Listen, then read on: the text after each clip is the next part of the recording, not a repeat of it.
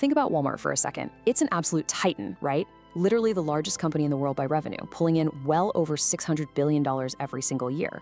But the architect of this massive business empire, Sam Walton, well, he didn't start out in some fancy boardroom. He started as a scrappy farm boy born into poverty right in the middle of the Great Depression. In today's we're going to map out the exact blueprint of how Walton built this empire.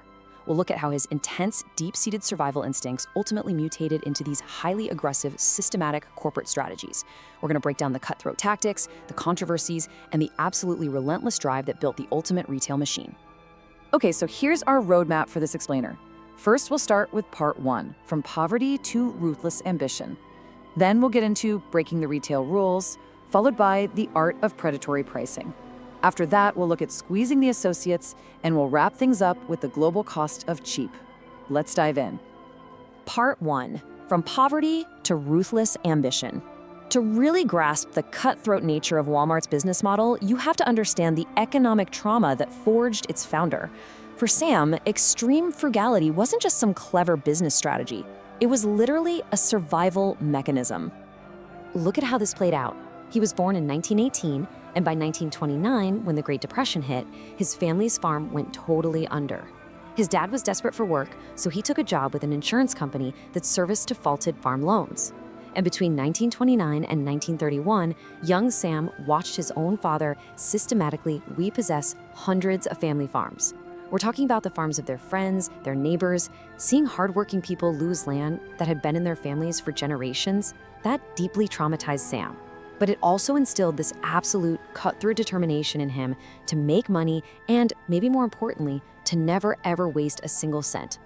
That intense drive pushed him all the way to 1945, when a $20,000 loan from his wealthy father-in-law gave him the chance to buy a struggling retail store in rural Arkansas. That brings us to Section 2, breaking the retail rules. Walton's first store quickly showed him that playing by the book just wasn't going to cut it. See, that first store was a franchise of the Ben Franklin chain, but Sam realized almost instantly that sticking to their strict franchise agreement was a fast track to financial failure. He was already paying the highest rent in the industry, and the deck was just totally stacked against him. The traditional model said franchisees had to buy mostly from the company's own wholesale business, paying a mandatory 25% markup. Sam felt completely trapped by this, so he just went rogue. Picture this. After a long day of work, in the dead of night, he'd hitch a homemade trailer to his car and drive out into the middle of nowhere, sometimes winding deep into the Tennessee mountains. He'd meet up with obscure, low-cost wholesalers and just load up his trailer with whatever cheap items he could get his hands on, blatantly violating his contract to dodge that markup. The Ben Franklin owners eventually found out. And yeah, they were furious. But Sam's sales were exploding so fast that they actually let it slide at first.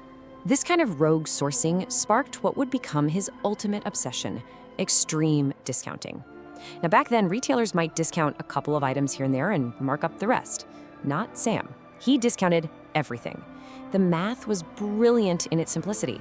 By taking a much smaller profit margin on every single item, he drove up his sales volume exponentially.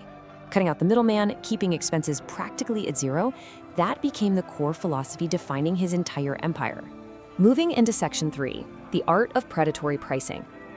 After turning that first store into a massive regional success over 5 years, his landlord actually refused to renew his lease, basically stealing the business to hand over to his own son. Devastated, Walton packed up, moved to Bentonville, Arkansas, locked down an ironclad 99-year lease, and started a full-blown assault on the competition. Sam was relentlessly, almost terrifyingly competitive. We're talking about a business built on borderline corporate espionage. If he got wind of a new self-service checkout model up in Minnesota, he wouldn't just read about it. He'd hop on a 9-hour overnight bus, study the store, and copy it immediately.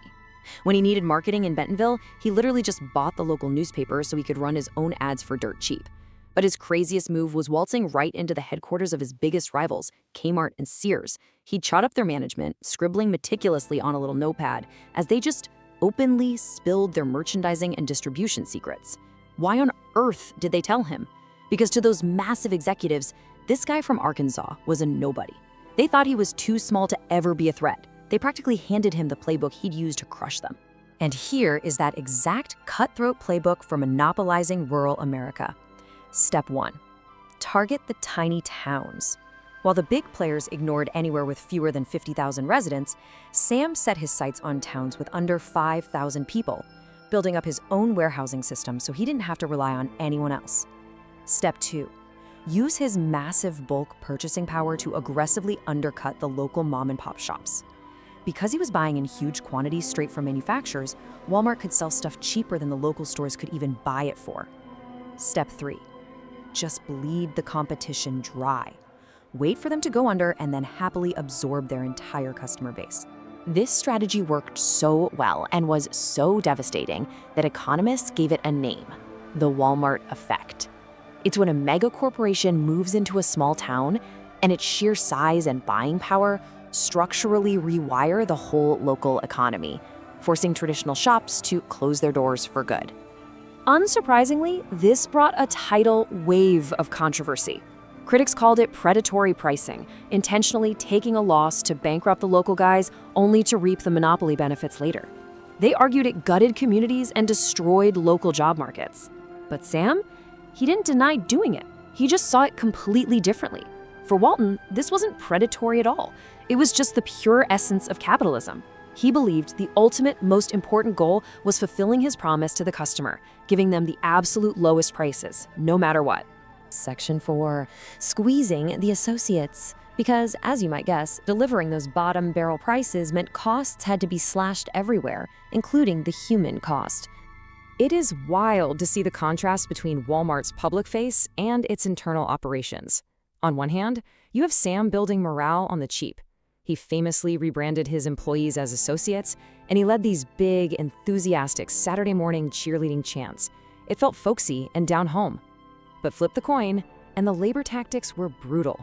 Walton brought in the notorious union-busting lawyer John Tate.